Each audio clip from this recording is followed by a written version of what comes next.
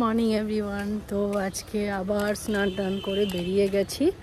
তো এখন বাজে 10টা আর সুব্রত অলরেডি বেরিয়ে গেছে কাজের জন্য। আমিও বেরোবো, কিন্তু আমি একটু মন্দির দর্শন করে যাব। মন্দিরে আরও আজকে দুপুরে রাজভোগের জন্য কথা বলবো। অলরেডি ইপসিতা কথা বলেছে, বাট ওনারা বলছে রাজভোগের জন্য কুপন নেই।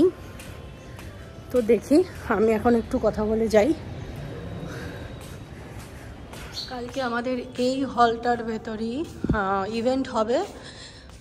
তো এই হলো হল, খুব বড় হল। এটা প্রেসিডেন্ট হল, যেটা শুনছি সবার মুখে এটাকে প্রেসিডেন্ট হল বলে। তো এইখানে একবার একটু আমি কথা বলবো।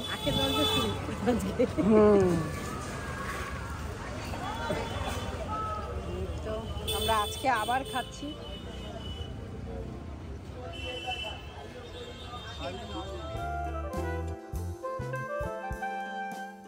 Hello everyone, welcome back to my channel মমিতাস lifestyle. তো তোমরা সবাই কেমন আছো? আমি তো খুব ভালো আছি। বাট এই ভিডিওটা আমাদের হলো শিলিগুড়িতে যখন গিয়েছিলাম তার second day video. First day video already দিয়েছি, তার 15 ডেজ হয়ে গেল। কিছু ব্যস্ততার কারণে সেকেন্ড ডের ভিডিওটা আমার অনেক দিন লেট হয়ে গেল, অনেকটা দিনই লেট হয়ে গেল। তো আজকে তোমাদের সাথে এই ভিডিওতে শেয়ার করব। তো সেকেন্ড ডেতে আমি সারাটা দিন কি করে কাটালাম, আর আমরা কিভাবে শিলিগুড়ি থেকে কলকাতা পৌঁছালাম, এবং শিলিগুড়িতে সেই দিন আমরা ডিনার কোথায় করেছিলাম সবাই মিলে, সব কিছু তোমাদের সাথে শেয়ার করব। আর নেক্সট ব্লগ আরেকটা আসতে চলেছে, যেখানে কিনা যেহেতু আমরা শিলিগুড়িতে উঠেছিলাম স্কন মন্দিরে। তো স্কন মন্দির পুরোটাই কিন্তু আমি ভিডিও করেছি, সেগুলো তোমাদের সাথে শেয়ার করব। স্কন মন্দিরটা, শিলিগুড়ি স্কন মন্দিরটা দেখতে কেমন, এবং সেখানে সার্ভিস, ইভেন সেখানে কখন প্রসাদ পাওয়া যায়, প্রসাদের কুপন কত করে, সব কিছু তোমাদের সাথে নেক্সট ব্লগে শেয়ার করব। আমরা সবাই মিলেই কাজ করছিলাম। সেই সময় কিন্তু নীলুফা ম্যাডাম এসেছিল, নীলুফা ম্যাডামের টিমকে নিয়ে অনেকজন এসেছিল। তো এবার দুপুরে আমরা কোথায় খাবো আর আমাদের আগে থেকেই ঠিক ছিল আমরা স্কন মন্দিরে প্রসাদ।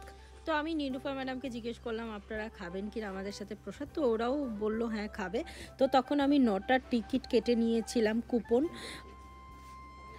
তো এখন আমি রুমে এসেছি, আর ওই তো সুব্রত ওখানে কথা বলছে সবার সাথে, ওরাও এসছে মন্দিরে। আর আমরা কুপন কেটে নিয়েছি, একটু পরে প্রসাদ খাবো।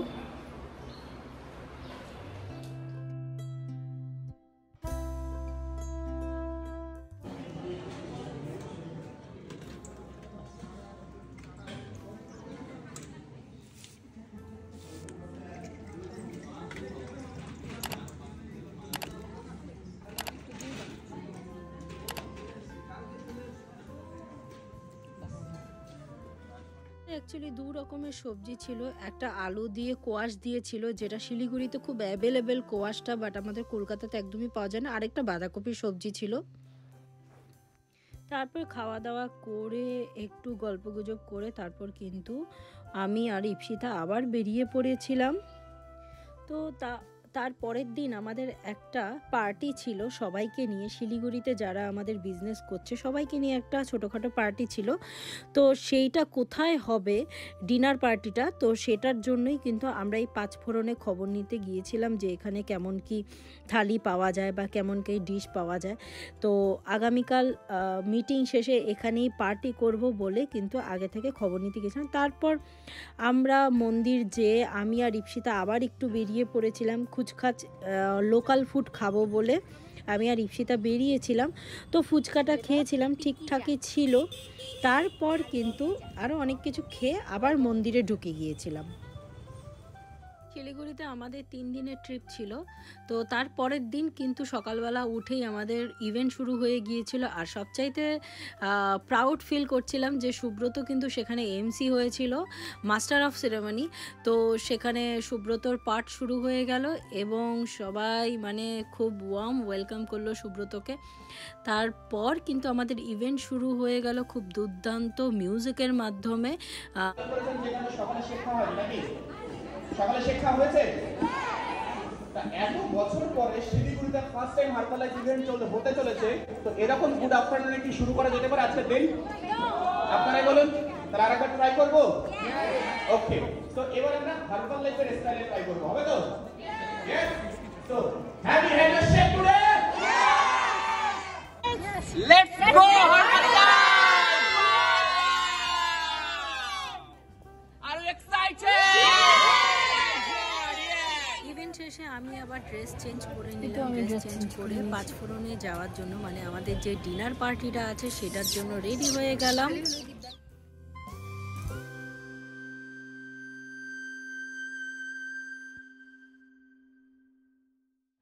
পাঁচফোড়ন রেস্টুরেন্টটা খুব যে বড় জায়গা সেটা না, বাট এটার যে ইন্টেরিয়ার বা ডেকোরেশন খুব ভালো ছিল। বাট আমাদের সবার কিন্তু ঠিকঠাক হয়ে গিয়েছিল বসার জায়গা।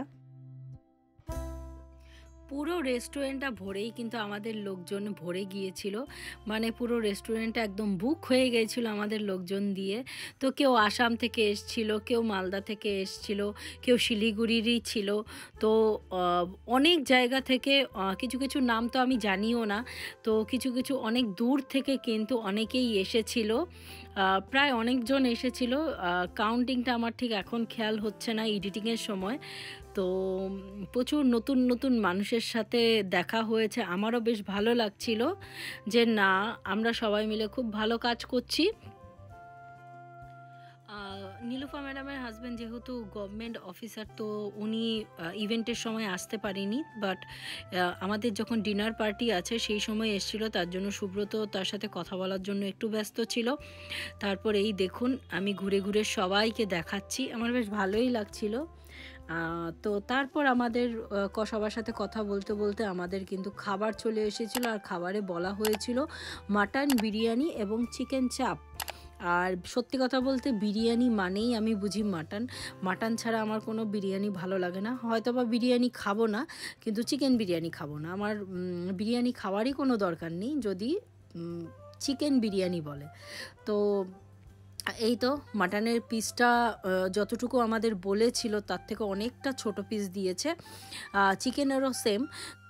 সুব্রত যেহেতু পিঠা পায়েস খেতে খুব ভালোবাসে, তারপর খুঁজতে খুঁজতে, কারণ ওখানে শিলিগুড়িতে এই বিভিন্ন জায়গায় পিঠা কিন্তু রাস্তাতেই বিক্রি করা হয়, ভাপা পিঠা, চিতই পিঠা, বিভিন্ন রকম, তারপর পাটিসাপটা, এই ধরনের পিঠাগুলো কিন্তু খুব সুন্দর সুন্দর, মানে খুব ভালো ঘরোয়াভাবেই রাস্তায় বিক্রি করা হয়। তো আমরা আবার সেখানে চলে গিয়েছিলাম খুঁজতে খুঁজতে যে পিঠা খাবো। তো আমরা সবাই মিলেই একটু একটু খেয়েছিলাম, সেখানে ভাপা পিঠা পেয়েছিলাম, ভাপা পিঠা খেয়েছিলাম। আর এই ভাপা পিঠা আমি কিন্তু খুব সুন্দর বানাতে পারতাম একটা সময়, বাট এখন চর্চার অভাবে জিনিসগুলো হাত, যেটা হয় না যে রান্নার হাত নষ্ট হয়ে যায়, সেই জিনিসটা হয়েছে। তো ভাপা পিঠা কিন্তু একটা সময় আমার হাতে খুব সুন্দর হতো, বাট গত বছর আমি ভাপা পিঠা বানানোর চেষ্টা করেছিলাম, বাট হয়নি, ভেঙে ভেঙে যাচ্ছিলো। যাই হোক, আমাকে আরও চর্চা করতে হবে ব্যাপারটাকে নিয়ে। তো তারপর আমরা চলে গিয়েছিলাম একটা মিষ্টির দোকানে, মিষ্টি খাবে বলে, বাট সেখানে আমি অনেকেই খাইনি, শুধু দু একজন মিষ্টি খেয়েছিল। সুব্রত তো অবশ্যই খেয়েছিল, কারণ সুব্রত মিষ্টি খেতে খুব ভালোবাসে। আমি খাইনি, আর আমার সাথে আরও 4-5 জন খাইনি। তো সেইটা আবার হচ্ছিল কলকাতা সুইটস, মানে ওখানে শিলিগুড়িতে খাচ্ছি কলকাতার মিষ্টি। তো যাই হোক, তো মন্দিরে এসে দেখি আমাদের গেস্ট হাউসের রুমে এত কিছু নিয়ে এসছে তপতি ম্যাডাম। এই তিলের নাড়ু, তারপর কোয়াশ, জলপাই, আর এই ফুলের তোড়াটা কিন্তু নীলুফা ম্যাডাম আমাদেরকে দিয়েছিল। আর এই লাড্ডুর প্যাকেটটা কিন্তু রিঙ্কু বিশ্বাস ম্যাডাম আমাদেরকে দিয়েছিল। প্রত্যেকটা মানুষের এত ভালোবাসা সত্যি আরও বেশি বেশি বেশি বেশি কাজ করতে আমাদের ইন্সপায়ার করে। তো প্রত্যেককে খুব খুব খুব থ্যাঙ্কস যে আমাদের এত ভালোবাসার জন্য। গুড মর্নিং এভরিওয়ান, আজকে আমাদের যাবার পালা, আজকে আমাদের ট্রেন আছে। তো আমরা সবাই মিলে আজকে চলে যাব। তো এই তো মন্দিরের পরিবেশ। 12:45 বসে থাকো এখানে। আপনার এইদিকে ট্রেনের টিকিট পাওয়া খুব মুশকিল। হ্যাঁ, বলেই না সবসময়। যেহেতু দুপুরেই আমাদের ট্রেন ছিল, আমরা সকাল সকাল হোটেল থেকে বেরিয়ে পড়েছিলাম। আর এই তো সামনে একটা দুর্দান্ত মিষ্টির দোকান পেয়েছিলাম। অ্যাকচুয়ালি আমাদের দুপুরের খাবার নিতে হতো, তার জন্য এই যে সন্দেশগুলো নিয়ে নিয়েছিলাম, আর হচ্ছে একটা দুটো রসগোল্লা নিয়েছিলাম, আর এখান থেকে চিকেন আর রুটি নিয়ে নিয়েছিলাম। কিন্তু আমার সব কিছুই দেখে এখানে খুব লোভনীয় লাগছিল। এটা হচ্ছিল স্টেশনের সামনে ছিল একদম, সেখানে মাছ মাংস সব কিছু দেখেই একটু লোভ লাগছিল, ইভেন সবজি দেখেও আমার লোভ লাগছিল। তো যাই হোক, আর আমি মাছ খেতে খুব ভালোবাসি, ওখানে বসে একটা মাছ খেয়ে নিয়েছিলাম। তারপর সব খাবার দাবার প্যাকিং করে স্টেশনে একদম ট্রেনের সামনে কিন্তু আমরা ব্যাগপত্র নিয়ে দাঁড়িয়ে পড়েছিলাম। তারপরে কিছুক্ষণ ওয়েট করতে হয়েছিল ট্রেন ছাড়বে বলে, বাট আমাদের ট্রেনটা একেবারেই খালি ছিল, আমরা ছাড়া আর কেউ ছিল না। আর আমরা ছিলাম হয়তো বা একটা বগিতে, তারপরে আরেক 2-3টা 5-6টা কম্পার্টমেন্ট বাদ দিয়ে তারপর কিন্তু আবার অন্য কেউ ছিল। তো আবার এখানে আবার তন্ময়দা কিছু কালারফুল ফ্রুটস নিয়ে এসেছিলো। অ্যাকচুয়ালি ফ্রুটস খেতে আমি খুব ভালোবাসি, আমি সব খেতেই মোটামুটি ভালোবাসি। তো আমার খাবার দাবারে অত বাছবিচার নেই, মোটামুটি মানুষের জন্য যেটা খাবার দাবার ভালো সব খাবারই আমি খাই। তো তারপর কিন্তু এই ফ্রুটসটা খেয়ে নিয়েছিলাম, আগে ফ্রুটসটা আমরা খেয়ে নিয়েছিলাম, তারপর 1-1.5 ঘন্টা পর ট্রেনটা পুরোপুরি ছাড়ার আগে আমরা কিন্তু লাঞ্চটা করে নিয়েছিলাম। লাঞ্চটা করে আমরা কিন্তু টানা ঘুম দিয়েছিলাম, সবাই মিলেই কিন্তু শুয়ে পড়েছিলাম কম্বল ফম্বল মুড়ি দিয়ে। আর ট্রেনটা তো পুরোপুরি খালি, যে যার মতো সে যেখানে খুশি সেখানে শুয়েছি। তারপর আমাদের মালদা যেয়ে ট্রেনটা থেমেছিল, মালদাতে তারপর নেমে আমরা ডিম সিদ্ধ কিনেছিলাম, সেই ভিডিও আর করা হয়নি। ডিম সিদ্ধ খেয়েছিলাম রাতের ডিনারে, তারপর আর কিছু খাওয়া হয়নি। তারপর আমরা পৌঁছাতে 3:30-4টা বেজে গিয়েছিল। আর কলকাতা স্টেশনে, মানে যেটা হাওড়া স্টেশন, সেখানে কিন্তু তন্ময়দার যে গাড়ি আছে 4 হুইলার, তো সেইটা দাঁড়িয়েছিল আমাদের জন্য। তো তন্ময়দা আর ইপসিতা কিন্তু আমাদের বাড়ির সামনে নামিয়ে দিয়েছিল, যার জন্য আমাদের খুব ঝামেলা পোহাতে হয়নি। আজকের ব্লগটা আমি এখানেই এন্ড করছি। তো অবশ্যই জানিও আমার এই ব্লগটা তোমাদের কাছে কেমন লাগলো। আর এরপর বিভিন্ন ব্লগ নিয়ে আমি আবার আসছি।